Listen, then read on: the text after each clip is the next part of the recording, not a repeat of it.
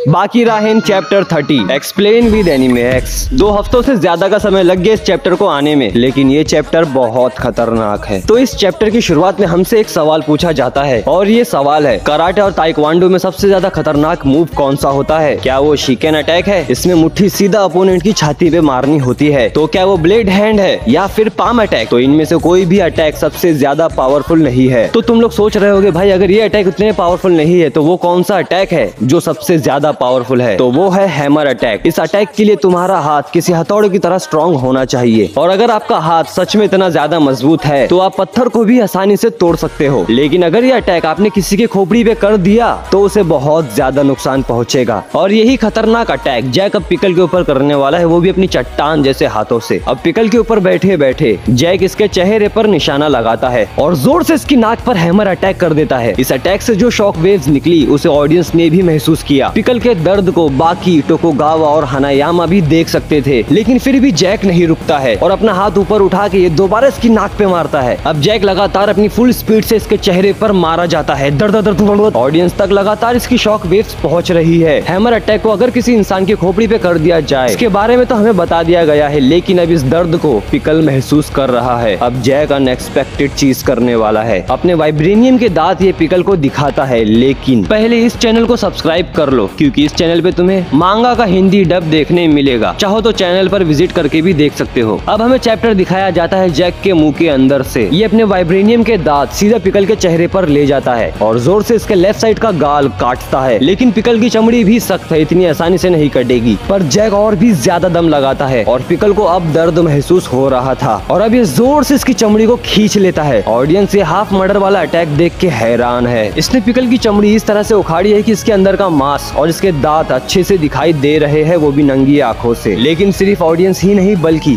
बाकी और हनायामा ने भी इसके बारे में नहीं सोचा था। लेकिन अब जैक पिकल के ऊपर से हट चुका है और पिकल भी उठ के बैठ जाता है और जैक ने इसकी चमड़ी जो अपने दांतों से फाड़ी थी वो उसे थूक देता है। और हम ये देख सकते हैं कि पिकल अपना खून नीचे गिरते हुए देख रहा है। इसने शायद बहुत लंबे समय के बाद अपने खून को इस तरह से बहता देखा होगा और ये चीज देखकर इसे कुछ भी समझ में नहीं आ रहा है। लेकिन अब पिकल गुस्से से गुर्राता है और ये गुर्राते हुए जैक के ऊपर अटैक करता है। जैक ने तो इसके जख्म पर ही जोरदार लात मारी है, लेकिन ये क्या, और इस किक के बाद पिकल नीचे गिर चुका है। पिकल इसके इतने सारे पंच और किक खाने के बाद भी नीचे नहीं गिरा था, लेकिन अब ये नीचे गिर चुका है। और इस अटैक के बाद पिकल को जो पेन हो रहा है उसके बारे में तो सिर्फ और सिर्फ पिकल ही जानता है। पिकल की लगातार निकलती हुई चीखों के साथ इस चैप्टर का अंत होता है। वैसे तो ये खबर आई है कि अगले चैप्टर्स के लिए इतना वेट नहीं करना पड़ेगा, लेकिन देखते हैं क्या होता है। तो मिलते हैं अगली वीडियो में।